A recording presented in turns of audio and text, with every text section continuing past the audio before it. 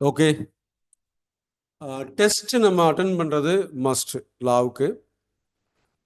நம்ம எல்லாருமே படிக்கிறோம்.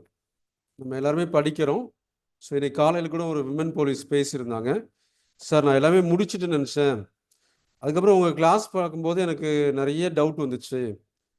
அப்புறம் உங்கள் கிளாஸை பார்த்து நோட்ஸ் எடுத்த பிறகு எந்த கேள்வி கேட்டாலும் என்னால் பதில் சொல்ல முடியுது அப்படின்னாங்க. அப்போ நீங்கள் செல்ஃபாக படிக்கிறதுன்றது வேற. ஸோ எக்ஸாமில் கேட்குற கேள்விக்கு பதில் சொல்கிற மாதிரி படிக்கிறதுன்றது வேற. அப்போ செல்ஃபாக படிக்கிற எல்லாருமே வந்து எப்படி கொஸ்டின் கேட்பாங்க, எந்த கொஸ்டின் கேட்பாங்க, எங்கேருந்து கேட்பாங்கன்னு தெரியாமல் ஜென்ரலாக படிக்கிறீங்க. அந்த செக்ஷனை முடிச்சிடுறீங்க, அவ்வளோதான். அதுக்கப்புறம் அந்த செக்ஷனில் உள்ள கான்செப்ட் உங்களுக்கு தெரியுது. ஆனால் கொஸ்டின் ஆன்சராக கேட்கும்பொழுது நிறைய டிஃபிகல்ட்டிஸ் வருது. அதை மியூட்டேட் பண்ணுறதுக்கு ஸோ இங்கே நான் வந்து உங்களுக்கு டெஸ்ட்டு வித்தவுட் ஆப்ஷனில் கொடுக்குறேன். அதாவது ஆப்ஷனில் டெஸ்ட்டு நம்ம ஃபஸ்ட்டு அட்டன் பண்ணுறதை அவாய்ட் பண்ணணும்.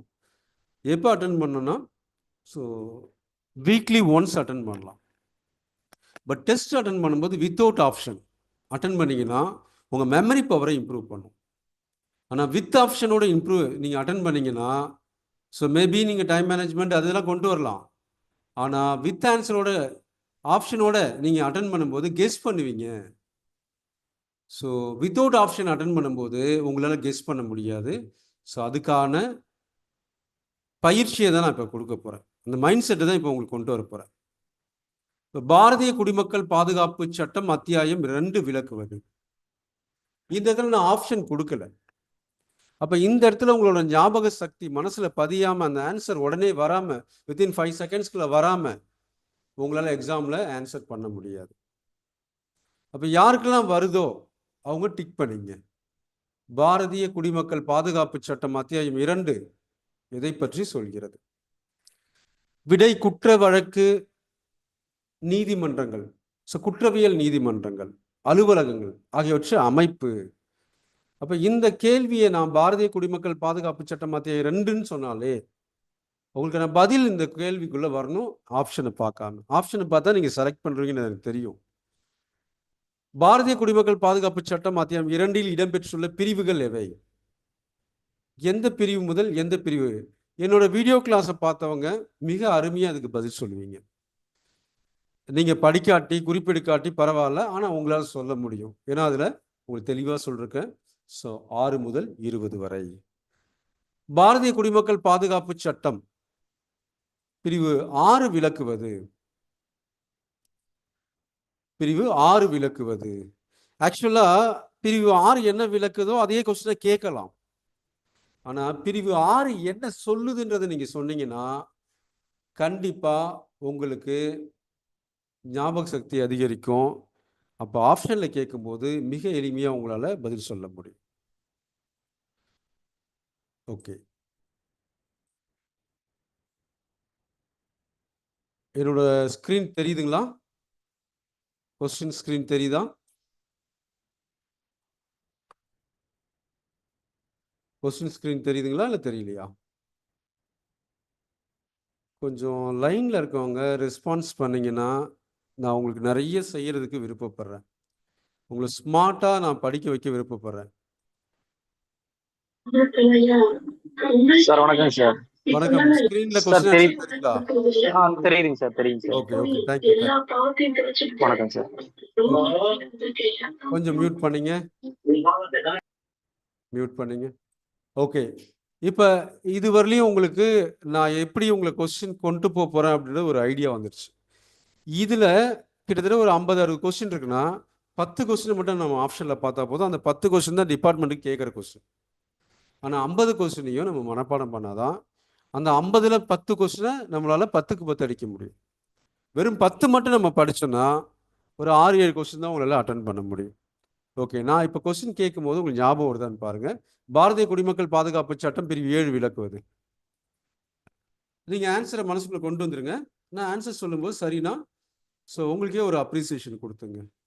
மறந்து போச்சுன்னா நம்ம மறந்துட்டோம் படிக்கணுன்ற ஒரு எச்சரிக்கை உங்கள் மனசில் வரட்டும்.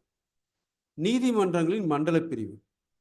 இந்த பிரிவை இதுக்கு மேலே போய் நீங்கள் வந்து படிக்க வேண்டாம். நான் மண்டல பிரிவுனா என்ன, ஸோ அமர்வு பிரிவாக எப்படி பிரிக்கப்படுது, மாவட்டங்களாக எப்படி பிரிக்கப்படுது, ஸோ அதுக்கப்புறம் அதில் சப்டிவிஷன் அது இது எல்லாமே சொல்லி முடிச்சிட்டேன். டிபார்ட்மெண்ட் கோட்டாவில் இந்த செக்ஷனில் கொஸ்டின் கேட்கவே மாட்டாங்க. அப்படி கேட்டால் இந்த தலைப்பு மட்டும் பார்த்துட்டா போதும். தென் என்னோட வீடியோ பார்த்த எல்லாருக்குமே மண்டல பிரிவுனா என்னன்னு புரியும். அதனால் இதில் அதுக்கு மேலே போக வேண்டாம். பட் இருந்தாலும் நான் கொஸ்டின் கொடுத்துருக்கேன். ஸோ இந்த கொஸ்டினில் அந்த சப்செக்ஷனில் வரதை கொடுத்துருக்கேன். ஸோ ஒவ்வொரு மாநிலமும் ஒரு அமர்வு பிரிவாக இருக்கும் அல்லது பல அமர்வு பிரிவுகளை கொண்டிருக்கும். மேலும் ஒவ்வொரு அமர்வு பிரிவும் இந்த சட்டத்தின் நோக்கங்களுக்காக ஒரு மாவட்டமாக பல மாவட்டம் கொண்டதாக இருக்கும்.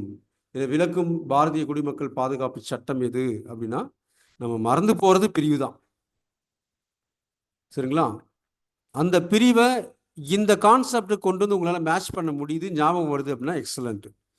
ஆனால் இந்த கொஸ்டின் உங்களுக்கு கேட்க மாட்டாங்க, இந்த செக்ஷனில் இந்த அளவுக்கு கேட்க மாட்டாங்க. அப்போ நான் வந்து இந்த கொஸ்டின் ஆன்சரில் பார்த்தீங்கன்னா மேக்ஸிமம் கவர் பண்ணிடுவேன். ஆப்ஷனில் வரும்போது எஸ்ஐ டிபார்ட்மெண்ட் கோட்டா கேட்குற கொஸ்டின் மட்டும் கொண்டு வந்து வைக்க போகிறேன்.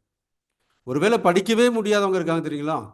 என்னோடய ஆப்ஷனில் இருக்கு, நான் இந்த ஒரு சாப்டருக்கு 10-15 கொஸ்டின் வச்சு கொடுக்குறேன்ல, அதை மட்டுமே படித்தா போதும். அதுக்கு மேலே படிக்க வேண்டிய அவசியமே இருக்காது. ஓகே, அடுத்த கொஸ்டின். மாநில அரசு உயர்நீதிமன்றத்துடன் கலந்து ஆலோசனை செய்த பிறகு எந்த நீதிமன்ற மாவட்டத்தையும் துணை பிரிவுகளாக பிரிக்கலாம் மற்றும் நீதிமன்ற வரம்புகளையோ அல்லது அத்தகைய நீதிமன்ற துணை பிரிவுகளின் எண்ணிக்கையோ மாற்றலாம். இந்த கொஸ்டின்லாம் கேட்க மாட்டாங்க. கொஸ்டின் விடுபடாமல் இருக்கிறதுக்காக நான் எடுத்திருக்கேன். பிரிவு 7 உட்பிரிவு 3ல் பாரதிய குடிமக்கள் பாதுகாப்பு சட்டம் பிரிவு 8 விளக்குவதுன்னு கேட்டிருக்கேன். உங்கள் மனசுக்கு ஞாபகம் வருதா? நம்ம டெஸ்ட் இப்படி தான் போக போகுதுன்றதுக்கு இதுக்கப்புறம் நம்ம வந்து எஸ்ஐ டிபார்ட்மெண்ட் கோட்டாவில் கேட்குற கொஸ்டினை மட்டும் ஃபோக்கஸ் பண்ண போகிறோம். இது சாப்டர் ஃபுல்லாக ஃபோக்கஸ் பண்ணுறது. கிளாஸ் வந்து சாப்டரில் லைன் பை லைனாக முடிச்சிட்டோம். சாப்டரில் கொஸ்டின் கேட்குற ஏரியா மட்டும் இப்போ பார்க்குறோம். அதுக்கப்புறம் டிபார்ட்மெண்ட் கோட்டாவை கேட்குற ஏரியா மட்டும் ஆப்ஷனில் பார்க்குறோம். பிரிவு 8 என்ன சொல்லுது அப்படின்றது உங்கள் மனசுக்குள்ளே வரணும். அமர்வு நீதிமன்றங்களோட அமைப்பு முறை 8. இப்போ ஒவ்வொரு அமர்வு பிரிவும் ஒரு அமர்வு நீதிமன்றத்தை மாநில அரசு நிறுவுதல் வேண்டும். ஒவ்வொரு அமர்வு பிரிவுக்கும் ஒரு அமர்வு நீதிமன்றத்தை மாநில அரசு நிறுவ வேண்டும் என விளக்கும் பாரதிய குடிமக்கள் பாதுகாப்பு சட்டம் எது? சட்டப்பிரிவு எது? பிரிவு 8(1). இப்போ உங்களுக்கு இந்த கான்செப்டை இது இப்போ நான் வந்து ஷஃபிள் பண்ணி கொடுப்பேன். இதில் வந்து அடுத்தடுத்து இருக்கு. உங்களால் மிக எளிமையாக பதில் சொல்ல முடியும். அடுத்தடுத்து அப்படியே கெஸ் பண்ணி கூட சொல்ல முடியும். ஆனால் இந்த டெஸ்ட்டு நான் உங்களுக்கு ஷஃபிள் பண்ணி கொடுக்கும்பொழுது இந்த கொஸ்டின் ஆன்சருக்கு நீங்கள் விளக்கம் ஞாபகப்படுத்தி பார்த்தீங்கன்னா இந்த சாப்டரில் கேட்குற 10 கொஸ்டின் தான் டிபார்ட்மெண்ட் கோட்டாக திரும்பி திரும்பி கேட்டுட்ருக்காங்க. அது எந்த கொஸ்டின் எனக்கு தெரியும், மேபி உங்களுக்கும் தெரியலாம். அந்த 10 கொஸ்டினை நம்ம அடுத்தது எடுத்து டைரெக்டாக படிக்க போகிறோம் டெஸ்ட்டு போட்டு. ஓகே, எல்லாமே லைன் பை லைன் கொஸ்டின் ரெடியாக இருக்குது. ஸோ அடுத்தடுத்த செக்ஷன்ஸ் வரும்பொழுது உட்பிரிவில் எந்தெந்த கேள்வி கேட்பாங்க, எந்தெந்த கேள்வி கேட்க மாட்டாங்க, அதை நான் உங்களுக்கு பிரித்து கொடுத்துறேன். பாரதிய குடிமக்கள் பாதுகாப்பு சட்டம் பிரிவு 9 விளக்குவது யாருக்காவது ஞாபகம் வருதா? வரலன்னா மறுபடியும் நோட்ஸ் எடுங்க, படிங்க, ரிவிஷன் பண்ணுங்க. ஸோ நீதித்துறை நடுவர்கள் நீதிமன்றங்கள் அமைப்பு முறை. ஸோ அந்த நீதித்துறை நடுவர்களோட நீதிமன்றங்கள் அமைப்பு முறையை பற்றி நம்ம பார்த்தோம். இதில் உள்ளேயும் போய் படிக்கணும். உள்ளேயும் படிக்கும்பொழுது தான் இன்னும் கூடுதலான தகவல் நம்மளால் சேகரிக்க முடியும். அப்போ ஒவ்வொரு மாவட்டத்திலும் முதல் வகுப்பு மற்றும் 2ஆம் வகுப்பு நீதித்துறை நடுவர் நீதிமன்றங்கள் அமைத்திட மாநில அரசு உயர்நீதிமன்றத்தோடு கலந்து ஆலோசனை செய்து பிறகு அறிவிப்பின் மூலம் குறிக்கக்கூடிய இடங்களில் முதல் வகுப்பு 2ஆம் வகுப்பு நீதித்துறை நடுவர் நீதிமன்றம் நிறுவுதல் வேண்டும் என விளக்கும் பாரதிய குடிமக்கள் பாதுகாப்பு சட்ட பிரிவு எது? ஸோ 9க்கு அப்புறம் சார் 9(1)ன்னு வைங்க. இதை நான் ஷஃபிள் பண்ணி போட்டேன்னா ஷஃபிள் பண்ணி உங்களுக்கு கொடுக்கும்பொழுது இந்த செக்ஷன் உங்களுக்கு ஞாபகம் வரும் கண்டிப்பாக. ஆனால் இந்த மாடலில் தான் உங்களுக்கு டெஸ்ட்டு வந்து May 1லேருந்து கொடுக்க போகிறேன். ஏன் May 1லன்னா இப்போ நிறைய பேர் கொஞ்சம் அப்படியே வேலையா அதுவா இதுவா அலைஞ்சிக்கிட்டு லீவ் கிடைக்கல அப்படி இப்படின்னு நிறைய குறைகள் சொல்லிட்டு இருக்கீங்க. இப்போ May 1ல் ஒரு பேட்ச் ஸ்டார்ட் பண்ண போகிறோம், எஸ்பெஷலி லாவுக்காக ஸ்பெஷல் பேட்ச். ஸோ அது வந்து ஃபோக்கஸே டெஸ்ட் பேட்ச் மாதிரி தான். ஸோ 2016, 17, 18க்கான அண்ட் விமன் போலீஸ். ஏன்னா இவங்க லாவை மட்டுமே கொடுத்தா ஈஸியாக பாஸ் பண்ணுற ஒரு கேட்டகரி. அதனால் அவங்களுக்கான சிறப்பு பயிற்சி வகுப்பு. ஸோ பல பேர் 1ஆம் தேதி அட்மிஷன் போட்டுக்கிறேன் சார், 1ஆம் தேதி பே பண்ணிக்கிறேன் சார், 1ஆம் தேதி தான் லீவ் போட போகிறேன் சார், 1ஆம் தேதியிலேருந்து தான் படிக்க போகிறேன் சார், இப்படி அந்த May 1 டார்கெட்டாக வச்சுருக்கீங்க. அதனால் நானும் அந்த May 1லேருந்து ஸ்டார்ட் பண்ணுறதுக்கு என்ன பண்ண போகிறோம் அப்படின்றத உங்களுக்கு இங்கே சொல்கிறேன். ஓகே, இதில் நம்ம வந்து ஸ்பீடாக படித்து புரிஞ்சுக்கிற டெஸ்ட்டும் நான் கொடுக்க போகிறேன். நீதித்துறை நடுவர்கள் நீதிமன்றங்களில் தலைமை அதிகாரி உயர் நீதிமன்றத்தால் நியமிக்கப்படுவார் என விளக்கும் பாரதிய குடிமக்கள் பாதுகாப்பு சட்டப்பிரிவு எது? இதில் உட்பிரிவோடு சொல்லணும். சட்டப்பிரிவு கேட்டிருந்தாலும் உட்பிரிவோடு சொல்ல வேண்டும். ஏன்னா இப்போ எல்லாத்தையும் உட்பிரிவு கீழே கொண்டு வந்து வச்சுட்டாங்க, தனித்தனியாக கொடுத்த பிரிவு எல்லாம். BNSS பிரிவு 9, உட்பிரிவு 2. ஸோ யூடியூப்பில் நிறைய பேர் பார்த்துட்ருக்காங்க. ஆனால் அது ஒரு 20% மட்டும்தான் நம்ம யூடியூப்பில் அப்லோட் பண்ண போகிறோம். இன்னும் ரொம்ப பேர் யூடியூப்லேயே ஃபுல் கிளாஸை பார்த்துக்கலாம் அப்படின்ற ஒரு ஐடியாவில் இருக்காங்க. பட்டு 80% கிளாஸ் வந்து உங்களுக்கு வெப்சைட்டில் தான் கிடைக்கும். ஓகே, கொஸ்டின் நான் அப்புறம் மாடல் கொடுத்துட்டு அப்புறம் படிச்சுக்கலாம். இப்போ பாருங்க, பிரிவு தலைமை நீதித்துறை நடுவர் மற்றும் கூடுதல் தலைமை நீதித்துறை நடுவர் நீதிமன்றங்களின் அமைப்பு முறை குறித்து விளக்கும் பாரதிய குடிமக்கள் பாதுகாப்பு சட்டம் பிரிவு 10. ஸோ அந்த பிரிவில் கேட்குற கொஸ்டின் மட்டும் தான் எடுத்திருக்கேன், கேட்காத எடுக்கல. அதுக்கப்புறம் பாரதிய குடிமக்கள் பாதுகாப்பு சட்டம் பிரிவு 11, அது என்ன சொல்லுதுன்னு அங்கேருந்து பிரிவுக்கு வந்தால் மறந்துடுவீங்க, பிரிவுலேருந்து கான்செப்ட் வந்தால் ஞாபகம் இருக்கும். அதில் இங்கே வந்து உங்களுக்கு பெரிய ஹோம்ஒர்க் கொடுக்குறேன், உங்கள் ஞாபக சக்திக்கு ஒரு ஹோம்ஒர்க். எல்லாமே ஓகே அப்படின்னா ஃபுல்லாக அடிச்சிடலாம். இன்னொன்று, இப்போ நான் போகிற டெஸ்ட் பேட்சை, ஒரு லா பேப்பருக்கான டெஸ்ட் பேட்சை, ஆல் சாப்டருக்கான டெஸ்ட் பேட்சை என்னால் 3 மணி நேரத்தில் ஓட்டி கொடுக்க முடியும். அந்த 3 மணி நேரம் மட்டுமே படித்தவங்க அந்த 3 மணி நேரம் மட்டுமே வந்து டெஸ்ட் அட்டன் பண்ணாலே பாஸ் பண்ணுற முடியும். இப்போ கடைசி வீக்கில் பார்த்தீங்கன்னா இன்டென்சிவாக எக்ஸ்பிரஸ் டெஸ்ட் போடுவாங்க, வெறும் டெஸ்ட்டு தான் போயிட்டுருக்கும். போக போக கிளாஸ்லாம் நீங்கள் பார்த்து நோட்ஸ் எடுத்துட்டா, பார்க்க முடியாட்டி விட்டுட வேண்டியதான். இது டெஸ்ட் கொஸ்டினை மட்டுமே மனப்பாடம் பண்ணாலே உங்களால் 80க்கு 80 எடுக்க முடியும் லா பேப்பரில். ஓகே, இப்போ 11வது பிரிவு என்ன சொல்லுது? சிறப்பு நீதித்துறை நீதிபதிகள் நியமன முறை குறித்து விளக்குகிறது. ஸோ இதில் அதுக்கு மேலே கேட்க மாட்டாங்க, நான் கொஸ்டின் ஆனால் எடுத்திருக்கேன். பாரதிய குடிமக்கள் பாதுகாப்பு சட்டம் பிரிவு 12 என்ன சொல்லுது? பிரிவு 12. இந்த கொஸ்டின் கேட்கும் போது உங்களுக்கு ஞாபகம் வரணும். அப்போ நீங்கள் இந்த டெஸ்ட்டை திரும்ப திரும்ப அட்டன் பண்ணீங்கன்னா இந்த சாப்டரில் எந்த கொஸ்டின் கேட்டாலும் உங்களால் அட்டன் பண்ண முடியும். சாப்டர் ஃபுல்லாகவே உங்களுக்கு இம்பார்ட்டன்ஸ் கொஸ்டின் ஃபுல்லாக 13வது செக்ஷனு. ஸோ எல்லாமே கொடுத்துட்டேன். 14 அதுக்குள்ளே கேட்குறது எல்லாமே கொடுத்தாச்சு. 15வது பிரிவு ஞாபகம் வருதுங்களா? வரணும், வரலைன்னா நீங்கள் சரியாக நோட்ஸ் எடுக்கலன்னு அர்த்தம்.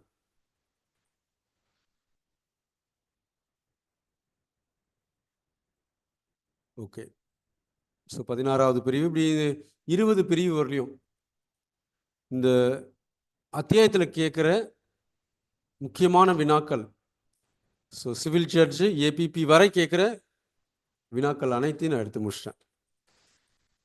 இதை படிக்கிறதுக்கு உங்களுக்கு 1 மணி நேரம் போதும். என் கிளாஸ் பார்க்குறதுக்கு கூட டைம் ஆகலாம். ஆனால் இந்த நோட்ஸை படிக்கிறதுக்கு உங்களுக்கு 1/2 மணி நேரம் போதும். இந்த நோட்ஸை ரிவிஷன் பண்ணுறதுக்கு நமக்கு மிக குறைந்த ஒரு 3-4 நிமிடங்கள் போதும், இந்த நோட்ஸை மட்டும் ரிவிஷன் பண்ணுறதுக்கு. அப்போ நீங்கள் எல்லாம் என்ன பண்ணுறீங்கன்னா, புத்தகம் முழுவதையும் படிக்கிறீங்க. நான் உங்களுக்கு என்ன பண்ணி தரப்போறேன்னா, எக்ஸாமில் கேட்குறத மட்டும் படிக்க வைக்க போகிறேன். அப்போ புத்தகம் முழுவதும் படிக்க நேரம் இருக்காது, எக்ஸாமில் கேட்குறது மட்டும் படிக்க நேரம் இருக்கும். ஈஸியாக பாஸ் பண்ணிடலாம். ஓகே, இந்த செயல்முறை எல்லாமே ஸோ 20 செக்ஷன் 6 to 20 வரையும் முடிஞ்சிருச்சு. ஆக்சுவலாக இன்றைக்கே நான் அந்த டெஸ்ட்டை உங்களுக்கு போட்டு கம்ப்ளீட் பண்ணலாம் தான் பார்த்தேன். So chapter 1 BNS, chapter 2 BNS, chapter 1 BNSS, so 2 ரொம்ப பேர் படிக்காமல் இருக்கீங்க. இப்போ நான் கேட்ட கேள்விக்கு எத்தனை பேருக்கு பதில் சொல்ல முடிஞ்சுது? கொஞ்சம் ஹேண்ட் ரைஸ் பண்ணிங்கன்னா. நான் இப்போ இதில் வந்து ஃபுல் டெஸ்ட்டு லைன் பை லைனாக உங்களுக்கு CGI எக்ஸாம் வரையும் டெஸ்ட் இருக்குது. இதில் தான் ஒரு கொஸ்டின் உங்களுக்கு கேட்க போகிறாங்க. அந்த ஒரு கொஸ்டினை நான் 10 கொஸ்டினில் எடுத்து கையில் கொடுத்துருவேன். அப்போ கிளாஸ் பார்க்க நேரம் இருக்கும், கிளாஸ் பாருங்கள். டெஸ்ட்டு பார்க்க நேரம் இருக்கும், டெஸ்ட்டு பாருங்கள். 10 கொஸ்டின் மட்டுமே படிக்க நேரம் இருக்கும், 10 கொஸ்டின் மட்டுமே படிங்க. அப்போ டார்கெட் என்னென்னா, ஸோ யார் வேணால் பாஸ் பண்ணலாம், அவ்வளோதான். ஒரு சாப்டருக்கு 10-20 கொஸ்டினுக்குள்ளேயே படித்து பாஸ் பண்ணுறதுக்கும் முடியும். ஏன்னா அதே கொஸ்டின் கேட்பாங்க, நான் கேட்குற மாதிரி தான் எடுப்பேன். இப்போ நான் ஓட்டும் பொழுது ஒருவேளை ஆப்ஷன் வச்சுருந்தேன்னா அந்த ஆப்ஷனை பார்த்து உங்களால் கெஸ் பண்ணியிருக்க முடியும். அப்போ ஃபஸ்ட்டு ஸ்டெப்பில் நம்ம அட்டன் பண்ணுற டெஸ்ட்டுக்கு ஆப்ஷன் இருக்கக்கூடாது. ஃபுல் சாப்டர் டெஸ்ட்டுக்கு ஆப்ஷன் இருக்கக்கூடாது. ஆப்ஷன் தான் என்ன ஆகுனா, அந்த டெஸ்ட்டை நம்ம படிக்கிறதுக்கே நேரம் அதிகமாக எடுத்துக்கும். அந்த ஆப்ஷன்லாம் வாசித்து நம்ம வெளியே வர்றதுக்கு நேரம் அதிகமாக எடுத்துக்கும். அப்போ ஃபஸ்ட் ரவுண்டில் வித்தவுட் ஆப்ஷனில் டெஸ்ட்டு போட்டோம் அப்படின்னா 4 மடங்கு நேரம் ஒரே மடங்கில் முடிச்சிடும். ஏன்னா ஒவ்வொன்றுக்கும் 4 ஆப்ஷன் பார்த்து பார்த்து அப்புறம் ஆன்சர் பார்க்கணும்ல. கொஸ்டின் டைரக்டாக ஆன்சர், கொஸ்டின் டைரக்டாக ஆன்சர், இதை மட்டுமே மனப்பாடம் பண்ணால் போதும். ரைட், இதுக்கும் எனக்கு நேரம் இல்லை சார். அதுக்கப்புறம் கொடுக்குற 10 கொஸ்டின், அப்போ 10 கொஸ்டின் ஒரு சாப்டருக்கு படித்தாலே போதும்னா சராசரியாக பிஎன்எஸ்ல நம்ம 20 சாப்டருக்கு ஒரு 200 கொஸ்டின் படித்தோம், அவ்வளோதான். அந்த 200 கொஸ்டினுக்குள்ளேயே கேட்குற 20 கொஸ்டின் வந்துடும். என்னோட அனுபவத்தில் அது என்னால் எடுத்து தர முடியும். லாவை பற்றி உங்களுக்கு பிரச்சனை கிடையாது. அப்போ கோர்ஸ் அப்படின்றது நம்ம வெப்சைட்டில் நம்ம அப்டேட் பண்ணிக்கிட்டே வரோம். நாங்கள் டார்கெட் பண்ணி ஒரு 11 டெஸ்ட் இப்போ முடிச்சிட்டாங்க. இன்னும் ஒரு 2-3 டேஸில் 20 டெஸ்ட் அதுக்குள்ளே கொண்டு வந்துடுவாங்க. அதிகபட்சமாக ஒரு 20-25 நாளுக்குள்ளே 50 டெஸ்ட்டு கம்ப்ளீட் பண்ணி உள்ளே வச்சுருவோம்.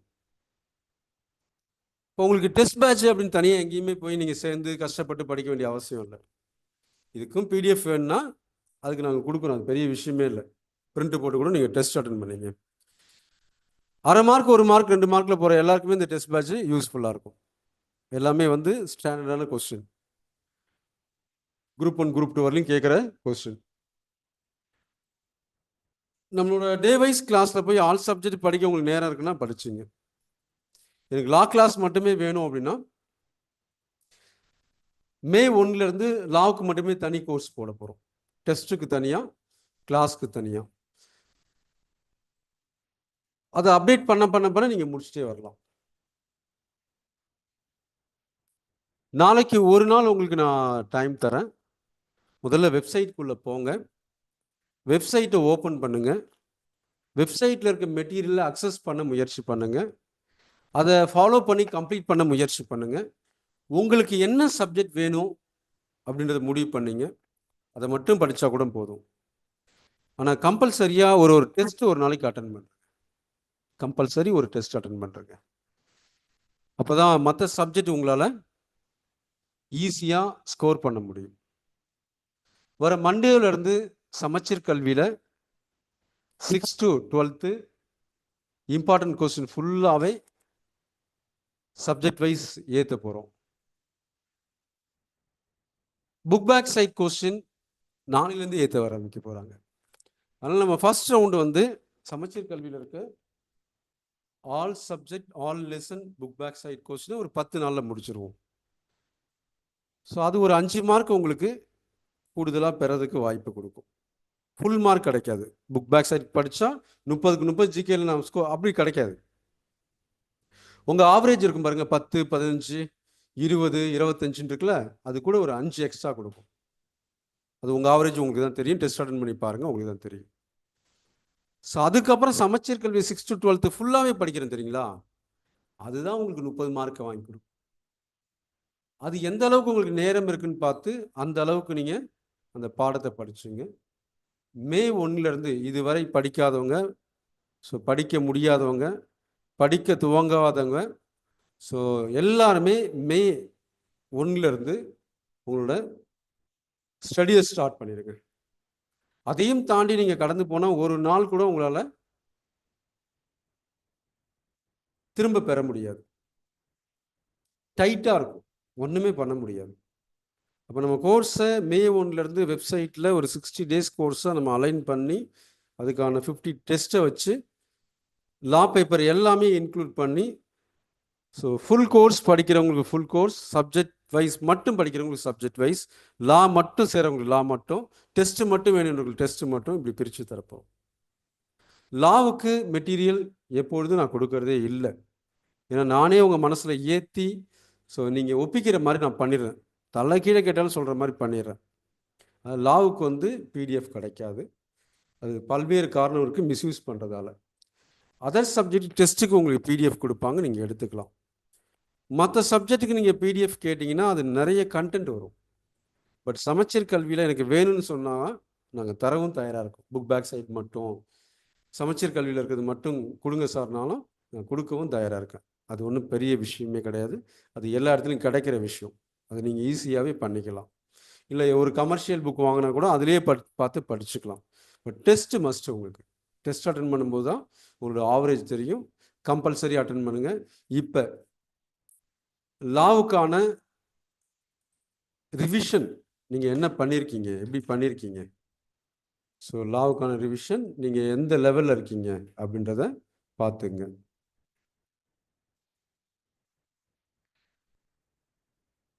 இப்போ சாப்டர் 2 நம்ம ரிவிஷனுக்குள்ளே போகிறோம். சாப்டர் 2 ரிவிஷனுக்குள்ளே போகிறோம்.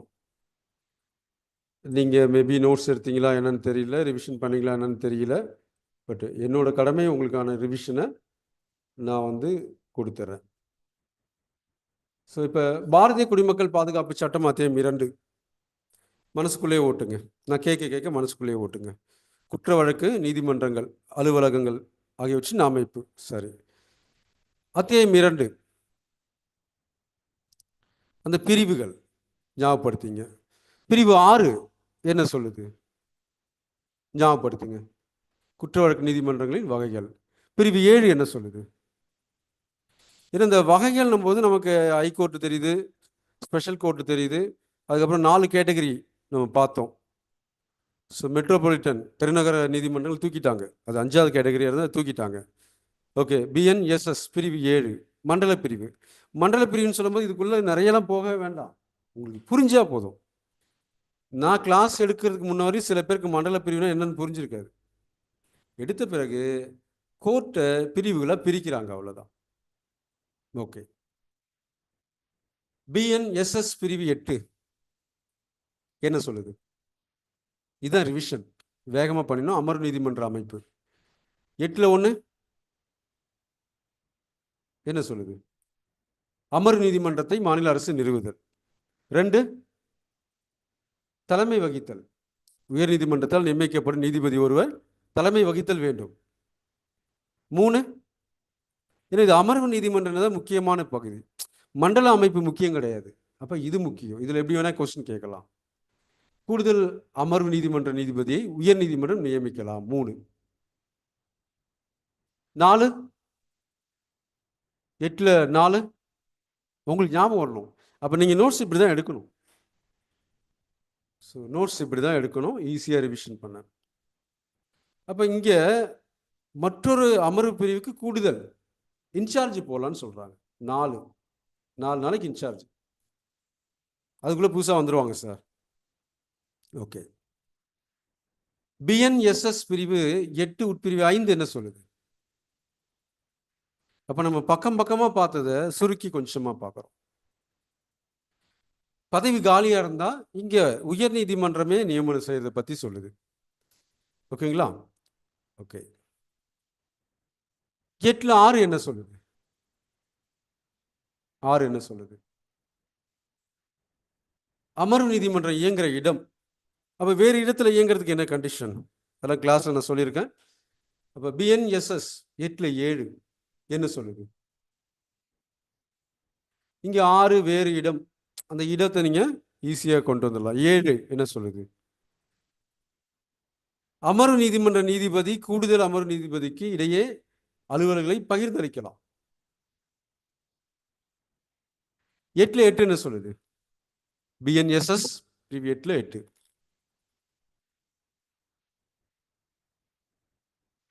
காலியாக இருக்கும்போது அவரே அதுக்கான ஏற்பாடை செஞ்சுக்கலாம், யார் பார்க்கணுன்றதுக்காக. அவ்வளோதான். கிளாஸில் அதுக்கான விளக்கம் நம்ம கொடுத்துருக்கோம். 9 பிரிவு 9 என்ன சொல்லுது? 9 என்ன சொல்லுது? நீங்கள் ஞாபகப்படுத்தினா மட்டும்தான் உங்களுக்கு வேலை. நீங்கள் மறந்துட்டீங்கன்னா மனப்பாடம் பண்ணலாம், உங்களுக்கு வேலை கிடையாது. ஓகே. நீதித்துறை நடுவர்கள் நீதிமன்றம் குறித்து விளக்குகிறது. 9(1) நிறுவுதல். ஸோ அதுக்கப்புறம் சிறப்பு நீதிமன்றம் நிறுவுவது குறித்து கொடுத்துருப்பாங்க. அப்போ அந்த விசாரிக்கிற வரம்பு அந்த நீதிமன்றம் தான் கொண்டிருக்கும். மற்ற நீதிமன்றத்துக்கு அந்த வகை வழக்கு போகாது. ஓகே. 9(2) தலைமை அதிகாரி நியமிக்கப்படுறது. 3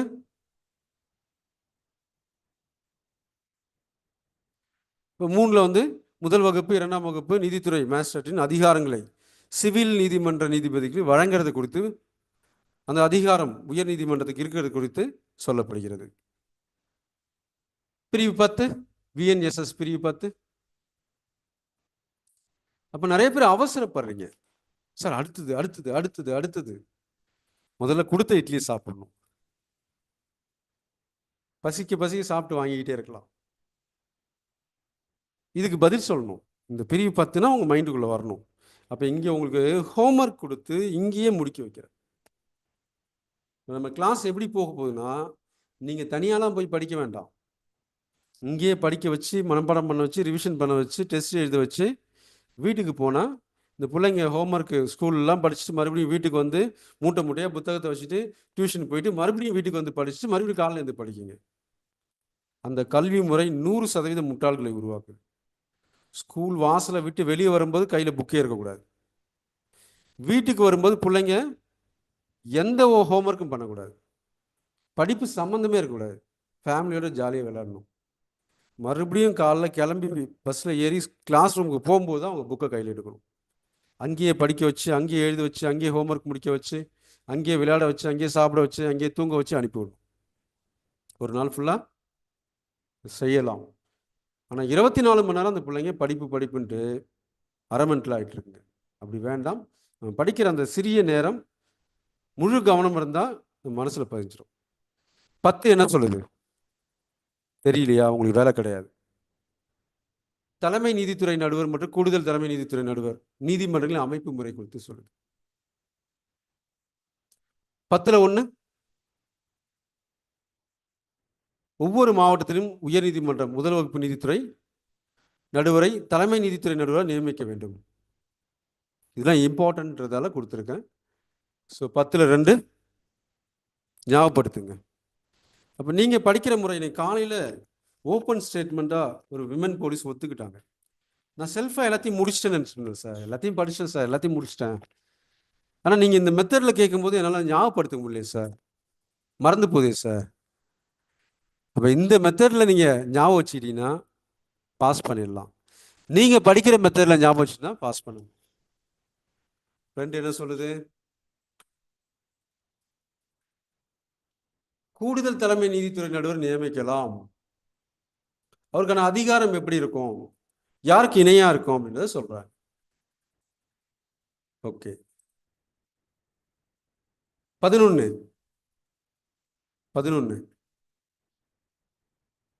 சிறப்பு நீதித்துறை நீதிபதி. 11(1) இதெல்லாம் உங்களுக்கு கேட்க மாட்டாங்க. அப்போ அந்த சிறப்பு நீதித்துறை நீதிபதிக்கு அதிகாரம் வழங்குகிற நடைமுறை குறித்து சொல்லுது. உயர் நீதிமன்றம் மத்திய மாநில அரசு கேட்டுக்கொண்டால் முதல் வகுப்பு 2ஆம் வகுப்பு நீதிபதிக்கான அதிகாரங்களை வழங்குறது குறித்து கூறுது. நான் மறுபடியும் கிளாஸ் எடுக்க விரும்பல, ரிவிஷன் பண்ண மட்டும் தான் விரும்புகிறேன். பிஎன்எஸ்எஸ் பிரிவு 11 உட்பிரிவு 2 என்ன சொல்லுது? ஞாபகம் வரலாம், உங்களுக்கு வேலை கிடையாது. அவசரப்பட்டு படிக்கிறவங்களுக்கும் வேலை கிடைக்காது. நிதானமாக படிக்கணும். எனக்கு ஏபிபி எக்ஸாமுக்காக ஒரு அட்வொகேட் கால் பண்ணி, சார் நான் வந்து எக்ஸாம் நெருங்கிடுச்சு, ஒரே மாதத்தில் படிக்கணும். நான் உங்களுக்கு ஷார்ட்டாக சொன்ன ஒரே ஐடியா அவ்வளோதான். என்னோடய பழைய வீடியோ கிளாஸ் அப்படியே கொடுத்துட்டேன், அது ஃபுல்லாக கேட்டுங்கம்மா. ஸோ கேட்டுட்டு செக்ஷன் வந்து புதுசாக கன்வெர்ட் பண்ணிங்க, என் வீடியோ கேட்டிங்கன்னா உங்களுக்கு எல்லாமே புரிஞ்சிடணும். ஸோ பாஸ் பண்ணிட்டேன் சார் அப்படின்னு தகவல் கொடுத்தாங்க. ஏற்கனவே ஒருத்தர் பாஸ் பண்ணிட்டேன்னு சொன்னது உங்களுக்கு ஆடியோலாம் போட்டு காமிச்சேன். இப்போ என்னோடய கொஸ்டின் வந்து சிஜே ஏபிபி எக்ஸாம் ஸ்டாண்டர்டுக்கு இருக்குது. நீங்கள் ரொம்ப ஈஸியாக படித்து பாஸ் பண்ண முடியும். ஓகே. அப்போ பிஎன்எஸ்எஸ் பிரிவு 11 உட்பிரிவு 2 சிறப்பு நீதிபதிகள் எத்தனை கால அளவுக்கு நியமிக்கப்படலாம்? ஒரு ஆண்டுக்கு மிகாமல் நியமிக்கப்படலாம். ஆனால் நிர்வாகத்துறை நடுவர்கள் அப்படி கிடையாது. அவங்க எவ்வளோ நேரத்துக்கு வேணால் நியமிக்கலாம். பிரிவு 12 என்ன சொல்லுது? அடுத்தடுத்து நான் ரிவிஷன் பண்ணும்போது என் கூட ஓடி வரணும். நான் இவ்வளோ ஸ்லோவெல்லாம் ரிவிஷன் பண்ண மாட்டேன். ஸ்க்ரீனில் காமிச்சிட்டு போயிட்டே இருப்பேன். 3 செகண்ட்ஸ் ஆர் 5 செகண்ட்ஸ்க்கு ஒரு செக்ஷன் ஸ்க்ரீனில் காமிச்சிட்டு போயிட்டே இருப்பேன். நீங்கள் ஸ்க்ரீனை பார்த்து ஞாபகப்படுத்திகிட்டே இருக்கும். அவ்வளோதான். ஸோ மைண்ட் அப்படியே ஒர்க் பண்ணிட்டு தெரியும், தெரியாதெல்லாம் குறிச்சிட்டு மறுபடியும் ஒரு விஷயம். நீதித்துறை நீதிபதி சிறப்பு நீதித்துறை நடுவில் வட்டார அதிகார வரம்பு குறித்து கூறுது.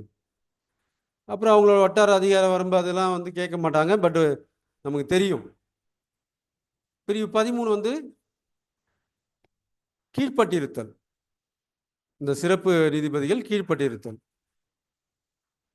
ஸோ அது யாருக்கு என்ன ஏது அப்படிலாம் கேட்டிருப்பான், அது வேண்டாம்.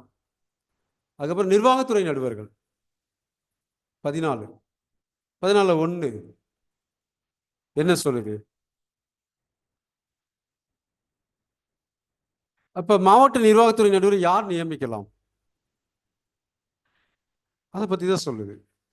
2 என்ன சொல்லுது? கூடுதல் மாவட்ட நிர்வாகத்துறை நடுவர் நியமிக்கிறத பத்தி. ஸோ அதுக்கப்புறம் தேவையில்லாம் எடுத்துட்டேன். 6 என்ன சொல்லுது? ஸோ இந்த காவல் ஆணையருக்கு மாநில அரசு ஸோ அதிகாரம் வழங்கும்போது இந்த பிரிவு அதை டிஸ்டர்ப் பண்ணாது. இதான் கிளாஸ் நம்ம தெளிவாக சொல்லியிருக்கோம்.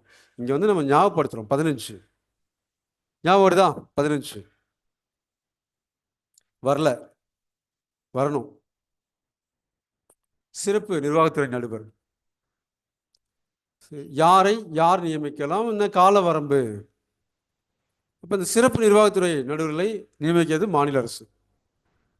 ஒரு குறிப்பிட்ட செயல்பாடுக்காக நியமிக்கிறாங்க. ஸோ அவங்களோட அதிகாரங்கள் என்ன எல்லாமே நம்ம பார்த்தோம். இதில் ரொம்ப டெப்த்தெல்லாம் கேட்க மாட்டாங்க. அதனால் அது வரையிலும் எடுத்துட்டேன். 16 ஸோ 16 என்ன சொல்லுது? நிர்வாகத்துறை நடுவரின் வட்டார அதிகார வரம்பு. 16(1)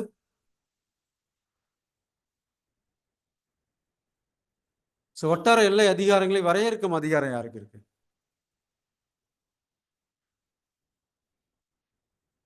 ரெண்டு 14(2)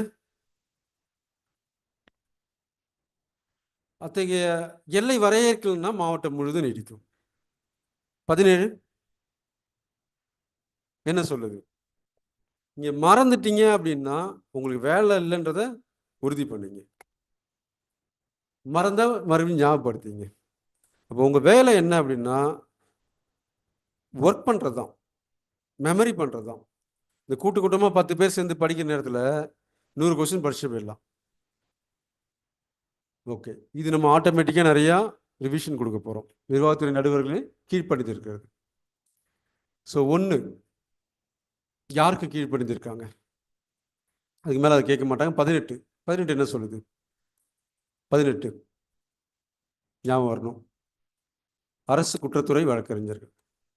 ஸோ இதில் மத்திய மாநில அரசுக்கு நியமனம் பண்ணுறது குறித்தும் டெல்லிக்கு நியமனம் பண்ணுற நடைமுறை குறித்தும் நம்ம கொடுத்துருக்கோம். இங்கே 18(4) ஸோ அவங்க குழு பட்டியல் யார் தயாரிப்பா? மாவட்ட நீதிபதி, கலெக்டர். யாரோட ஆலோசனை செய்வார்? அமர்வு நீதிமன்றம். ஓகே, இப்போ இந்த பட்டியல் தயாரித்து யாரை நியமனம் பண்ணுறாரு? அரசு வழக்கறிஞர், கூடுதல் அரசு வழக்கறிஞர். அதுக்கப்புறம் 7க்கு போயிட்டேன். 18லேருந்து 7 மற்றெல்லாம் இம்பார்ட்டன்ட் கிடையாது. ஸோ அவங்களோட அனுபவம் 7 ஆண்டுகள் குறையாமல் இருக்கணும். அப்போ தான் அவங்க அரசு வழக்கறிஞராக கூடுதல் அரசு வழக்கறிஞர் நியமனம் செய்ய தகுதி உடையவர். இந்த கொஸ்டினில் கேட்பாங்க, கண்டிப்பாக கேட்பாங்க. பிரிவை கேட்டாலும் கேட்பாங்க. அப்போ பிரிவோடு நம்ம ஞாபகப்படுத்திக்கணும். ஸோ ரொம்ப ஈஸியாக இருக்கும் நமக்கு ரிவிஷன் பண்ணுறதுக்கு. அதுக்கு அடுத்து 10 ஆண்டுகள் கொடுத்துருக்காங்க பாருங்க. சிறப்பு வழக்கறிஞராக இருந்தால் 10 ஆண்டுகள். ஸோ அதுக்கப்புறம் பாதிக்கப்பட்டவர் தனியாக வந்து அவரோட வழக்கறிஞர் வச்சுக்க முடியுமா அப்படின்னா சிறப்பு வழக்கறிஞரை நியமனம் பண்ணுற அடிப்படையில் வச்சுக்கலாம். நீதிமன்றம் அனுமதி தரலாம். அப்படி அனுமதி தரும்போது அவர் சிறப்பு வழக்கறிஞர் பட்டியலில் வந்துடுவார். 10 ஆண்டுகள் குறையாமல் அனுபவம் இருக்கணும் அவருக்கு. சார் இவர் நல்லா பண்ணுவார் சார், இவர் எனக்கு நியமனம் பண்ணி கொடுங்கன்னா சிறப்பு அரசு வழக்கறிஞர் நியமனம் பண்ணி தரலாம். பிஎன்எஸ்எஸ் செக்ஷன் 19 முடிக்க போகிறோம் பார்த்தீங்களா, ரிவிஷனு. நீங்கள் படிக்கிறீங்க, ரிவிஷன் பண்ண மாட்டீங்க. நீங்கள் படிக்கிறீங்க, டெஸ்ட் அட்டன் பண்ண மாட்டீங்க. ஸோ படிக்கிறீங்க, தொடர்ந்து படிக்க மாட்டீங்க. அப்போ உங்களோட தோல்விக்கு காரணம்ன்றது 1/2 மார்க் 1 மார்க்கு தான். அது நீங்கள் செய்கிற தவறு தான். அந்த தவறை சரி பண்ணுறது தான் இந்த வகுப்போட முக்கிய நோக்கம். 19 உதவி அரசு வழக்கறிஞர். நமக்கு அப்படியே மனசில் வரும் பாருங்க, உதவி வழக்கறிஞர்னா யார், அவர் எப்படி நியமிக்கிறாங்க, மத்திய அரசுக்கு எப்படி, மாநில அரசுக்கு எப்படி, ஸோ அவருக்கான எக்ஸ்பீரியன்ஸ் எல்லாமே நம்ம மனசுக்குள்ளே வரும் பாருங்க. ஸோ டிஎன்பிஎஸ்சி, யூபிஎஸ் பார்த்துட்டோம். வேறு நபரை நியமிக்கிறத பற்றி பார்த்தோம். அதில் காவல்துறை சார்ந்தும் நியமிக்கலாம், அதை பற்றி பார்த்தோம். யார் நியமிக்கலான்னு பார்த்தோம். இப்போ வந்து பிரிவு 20 முடிக்க போகிறோம் பாருங்களேன் ரிவிஷனு. குற்ற வழக்கு தொடுப்பு இயக்குநரகம். ஒன்று என்ன சொல்லுது? ஸோ மாநில அரசு நிறுவனம், மாவட்டந்தோறும் ஏற்படுத்தணும், மாநிலத்திலையும் மாவட்டந்தோறும் உருவாக்கணும். அதுக்கப்புறம் 2 என்ன சொல்லுது? அவங்களோட தகுதி என்ன? அப்போ இங்கே தகுதி கேட்கும் பொழுது இந்த இயக்குனர், துணை குற்ற வழக்கு தொடுப்பு இயக்குனர் இருக்காங்களே, 15 ஆண்டுகள் வழக்கறிஞராக குறையாமல் அல்லது அமர்வு நீதிபதியாக இருந்திருக்கும். இந்த தகுதியெல்லாம் வந்து சிஜே எக்ஸாமில் கேட்பாங்க, உங்களுக்கு கேட்க மாட்டாங்க. ஆனால் நீங்கள் தெரிஞ்சுக்கிட்டா உங்கள் தகுதி அதிகமாகும். ஸோ அதுக்கப்புறம் உதவி குற்ற வழக்கு தொடுப்பு இயக்குனர், அவரோட தகுதி கேட்குறாங்க. 7 ஆண்டு குறையாமல் வழக்கறிஞர், அது முதல் வகுப்பு நடுவராக இருந்திருக்கணும். இதெல்லாம் ஆப்ஷனில் கேட்டாங்கன்னா ஒருத்தவங்களும் அடிக்க மாட்டாங்க நம்ம கிளாஸ் அட்டன் பண்ண தவிர. மற்ற எந்த நபர்களும் அடிக்கிறது வாய்ப்பு இல்லை. ஏன்னா இந்த அளவுக்கு லைன் பை லைனாக யாரும் கொஸ்டின் எடுத்து கொடுக்கறதில்ல. ஸோ பிரிவு 20 உட்பிரிவு 8 என்ன சொல்லுது? அவங்களோட அதிகாரம், செயல்பாடு குறித்து விளக்குகிறது. அப்போ குற்ற வழக்கு தொடுப்பு துணை இயக்குனர் மாவட்டத்தில் இருக்காங்கல்ல, அவங்களுக்கு என்ன அதிகாரம்? இப்போ போலீஸ் ரிப்போர்ட்டை அவங்க ஆய்வு செய்யலாம், சார்ஜ் ஷீட்டை ஆய்வு செய்யலாம். 7 ஆண்டு அல்லது அதுக்கு மேற்பட்டு ஆனால் 10 ஆண்டுக்கு குறைவான தண்டனைக்குரிய குற்றங்களை கண்காணிப்பது, விரைவுபடுத்துவது, இதை மாவட்டத்தில் இருக்க குற்ற வழக்கு தொடுப்பு துணை இயக்குனர் பண்ணலான்னு சொல்லுது. 9 என்ன சொல்லுது? 20ல் 9 குற்ற வழக்கு தொடுப்பு உதவி இயக்குனரோட அதிகார வரம்பு 7 ஆண்டு குறைவானது அவர் ஆய்வு செய்து கண்காணிப்பு செய்யலாம். 20ல் 12 என்ன சொல்லுது? இந்த தலைமை, மாநில தலைமை வழக்கறிஞர் இருப்பார்ல, அரசு வழக்கறிஞர், தலைமை அரசு வழக்கறிஞர், அவருக்கு இந்த குற்ற வழக்கு தொடுப்பு கண்ட்ரோல் பண்ண முடியாது அவர். ஏன்னா இங்கே இவரோட லெவல் என்னன்னு பார்த்தோம், அமர்வு நீதிமன்ற நீதிபதி அளவு தான். ஆனால் அவர் உயர் நீதிமன்ற அளவு நீதிபதி அளவு, அவரோட குவாலிஃபிகேஷன் தனியாக நம்ம பார்ப்போம். அதனால் அவரை வந்து இவங்க கண்ட்ரோல் பண்ண முடியாதுன்ட்டாங்க. முடிஞ்சு போச்சு ரிவிஷன். அப்போ எனக்கு இதே நான் வேகமாக பண்ணணும்னு வச்சுங்களா, 3-4 மினிட்ஸில் முடிச்சிருவேன். அப்போ நீங்கள் பண்ணாத விஷயம் என்னென்னா, ரிவிஷன் பண்ணாது தான். நோட்ஸ் எடுத்து ரிவிஷன் பண்ணாது தான், வேகமாக ரிவிஷன் பண்ணாது தான். பக்கம் பக்கமாக நோட்ஸ் எடுத்துக்கிறீங்க, அப்படி இருக்கக்கூடாது. ஃபுல்லாக படிக்கணும், நோட்ஸ் எடுக்கணும், ரிவிஷன் பண்ணணும், எக்ஸாமில் கேட்குற கொஸ்டின் மட்டும் ஃபோக்கஸ் பண்ணணும். இந்த 2 ஸ்டெப்பு பண்ண முடியாதவங்க, எக்ஸாமில் கேட்குற கொஸ்டின் மட்டும் நான் கொடுக்குறேன், அதை மட்டும் படித்தாலே 80க்கு 80 வாங்கிடலாம்.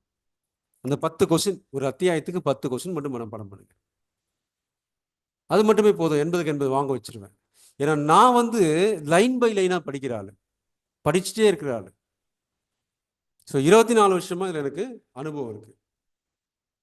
அந்த அனுபவம் தான் இது கேட்பாங்க கேட்க மாட்டாங்க அப்படின்ட்டு அழகாக எடுத்து கொடுக்கும்போது ஏபிபி சிஜே எக்ஸாமில் ஈஸியாக பாஸ் பண்ணுறாங்க. இப்போ உங்களையும் என்னால் மிக எளிமையாக பாஸ் பண்ண வைக்க முடியும். லா பேப்பர்லாம் ஒரு விஷயமே கிடையாது டிபார்ட்மெண்ட் கோட்டாவுக்கு. இருக்கிறதுலே ரொம்ப சிம்பிளான லா எக்ஸாம்னா டிபார்ட்மெண்ட் கோட்டா தான். 2 நாளில் கொஸ்டின் எடுத்து கொடுத்துடலாம். ஒரு 500 இல்லை 1000 கொஸ்டின் கொடுத்தனா முடிஞ்சு போச்சு.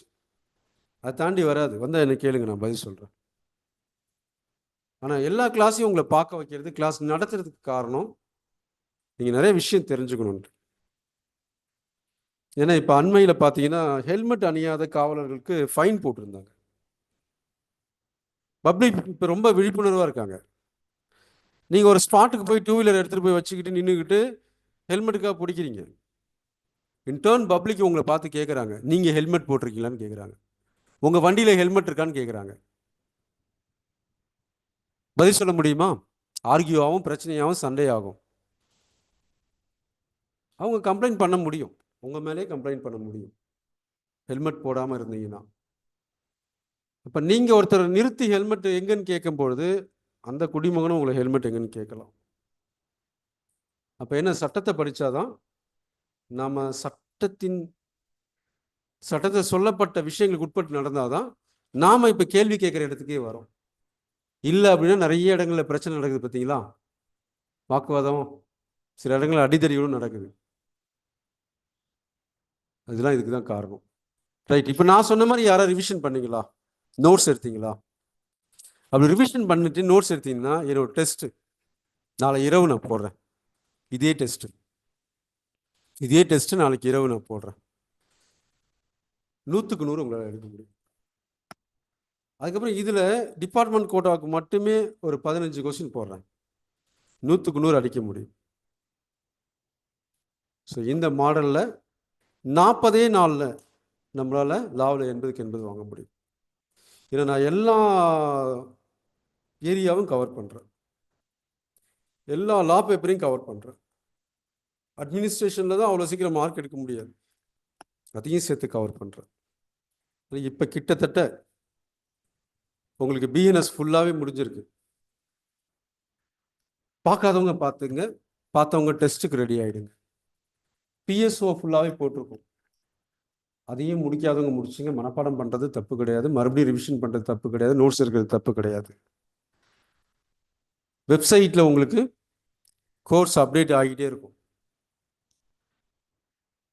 திரும்ப திரும்ப போய் பார்த்துங்க. ஜிகே நான் ஒரு 100-150 நாள் இருக்குன்னு நினச்சிட்டு ஃபுல்லாகவே அப்லோட் பண்ணலான்னு பார்த்தேன். குரூப் 1 ஸ்டாண்டர்டுக்கு இருக்கிறத அப்லோட் பண்ணலான்னு பார்த்தேன். ஆனால் 60 நாள் தான் இருக்குன்ற மாதிரி ஆயிடுச்சு. அப்போ அந்த அளவுக்கு நம்ம படித்தா ஒரு சப்ஜெக்ட் தான் படிக்க முடியும். அது ஜிகேவை உங்களுக்கு மறுபடியும் சிம்பிளிஃபை பண்ணி தரேன். டெஸ்ட் அட்டன் பண்ணுங்க, வெப்சைட்டில் என்ன ஏது எல்லாமே நான் கொடுத்துட்டேன். ஸோ உங்களோட முயற்சியின் அளவு தான் உங்களோட வளர்ச்சி. ஸோ வெள்ளத்தனையது மலர் நீட்டம் அப்படின்னு சொல்லுவாங்க. அது மாதிரி தான் உங்களோட முயற்சி எந்த அளவுக்கு இருக்கோ அந்த அளவுக்கு உங்கள் உயரம் போக முடியும். போங்க. முதல்ல நீங்கள் செய்ய வேண்டியது எஸ்ஐ டிபார்ட்மெண்ட் கோட்டா, ஓப்பன் கோட்டாவோட ப்ரீவியஸ் இயர் கொஸ்டின் ஃபுல்லாகவே அட்டன் பண்ணியிருக்கணும்.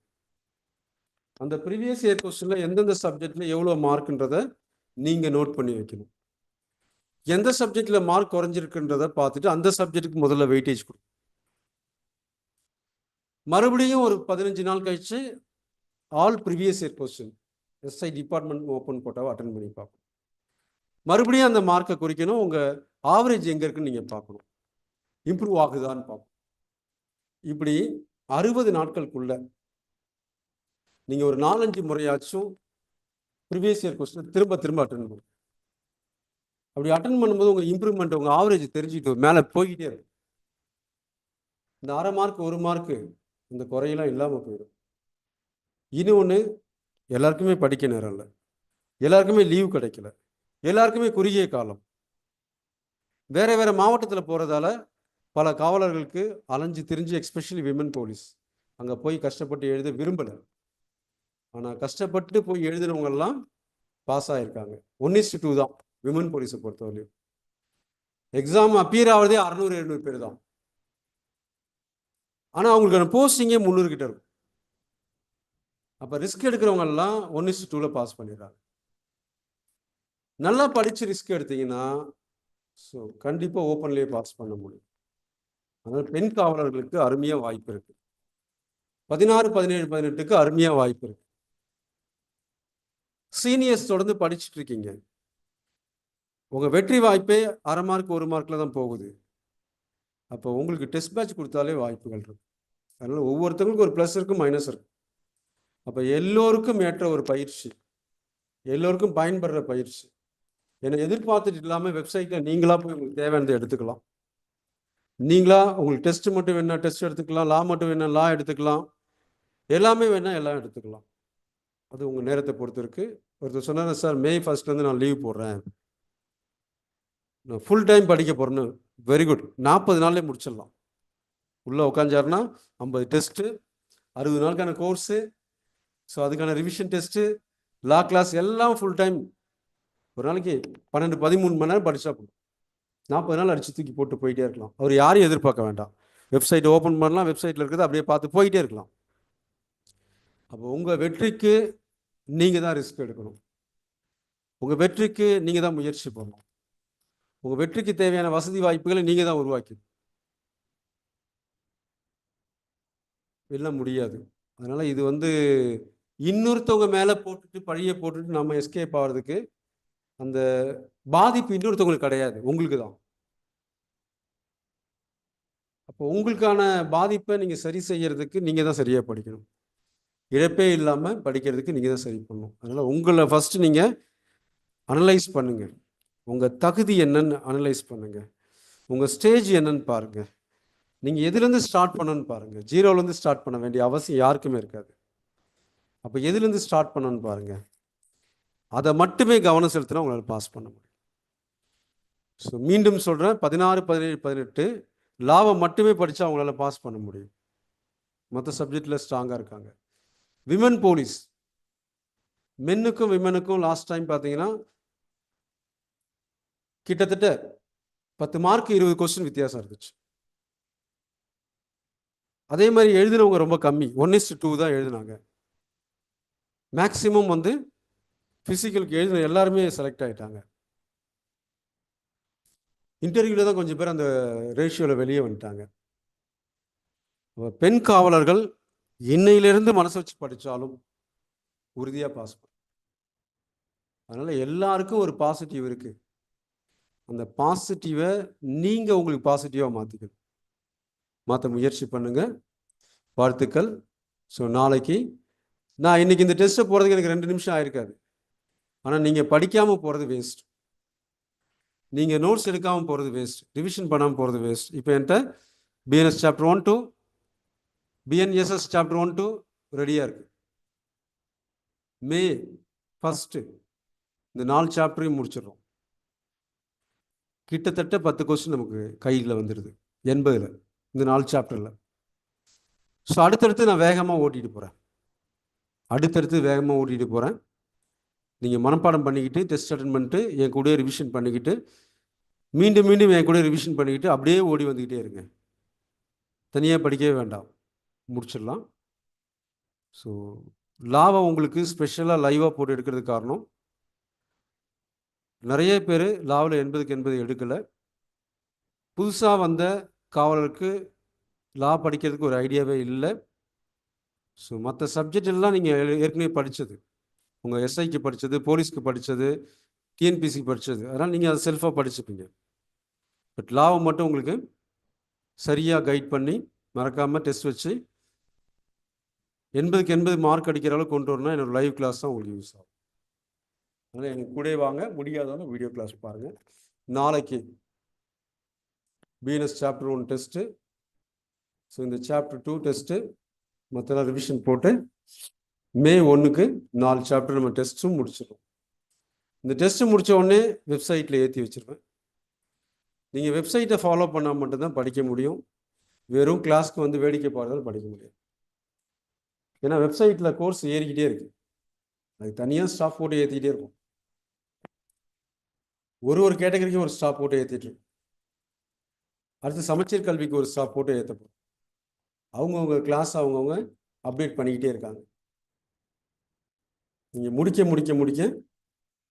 60 நாட்களுக்குள்ள 100% வெற்றி பெற வாய்ப்பு உங்களுக்கு கிடைக்கும். வாழ்த்துக்கள். ஸோ இப்போ கிளாஸ் முடித்தோடனே முதல்ல போய் நோட்ஸ் எடுக்காத நோட்ஸ் எடுங்க, ரிவிஷன் பண்ணுங்கள். மே 1க்கு 4 அத்தியாயத்துக்கு டெஸ்ட்டுக்கு ரெடியாக இருங்க. 10 மார்க் உங்கள் கையில் இருக்குது. அடுத்து 70 மார்க் தான் நம்ம படிக்க போகிறோம். இதெல்லாம் முடிச்சுன்னா வெப்சைட்டில் போயிட்டு பிஎஸ்ஓவில் இருக்க டெஸ்ட்டை முடிங்க. ப்ரீவியஸ் இயர் கொஸ்டின் பாருங்கள், மற்ற சப்ஜெக்ட் பாருங்கள், சைக்காலஜி ஏற்றி வச்சுருக்காங்க பாருங்கள், இங்கிலீஷ் பாருங்கள், எல்லாமே முடிச்சு டிக் பண்ணிட்டு வாங்க. இதெல்லாம் நீங்கள் ஃபாலோ பண்ணலைன்னா அதுக்கு நான் பொறுப்பாக மாட்டேன். இன்னும் அதிகபட்சமாக 25 நாளில் மேக்ஸிமம் 80% கோர்ஸ் ஏறிடும்ல, ஆல் சப்ஜெக்ட் வித் டெஸ்டோட ஃபாலோ பண்ணிங்க. ஓகே, வாழ்த்துக்கள்.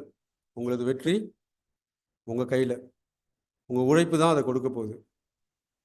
ஸோ இன்றைக்கி ஒரு நாள் நீங்கள் வீணாக்குனீங்கன்னா அது உங்களால் திரும்பி எடுக்க முடியாது. அதனால் இப்போ தூங்குறதுக்கு முன்னாடி BNSS அத்தியாயம் 2 100% மனப்பாடம் பண்ணிட்டு தூங்குங்க. மனப்பாடம் பண்ணுறதுக்கு முன்னாடி தூங்குனீங்கன்னா இன்னொருத்தர் முழிச்சிட்டு இருக்காரு, அவர் உங்களுக்கு முன்னே ஓடி வெற்றி பெற்றுவார். மேபி உங்கள் ஜூனியராக இருக்கலாம், அவருக்கு வணக்கம் வைக்கிற நிலைமை ஏற்பட்டுரும், பார்த்துங்க.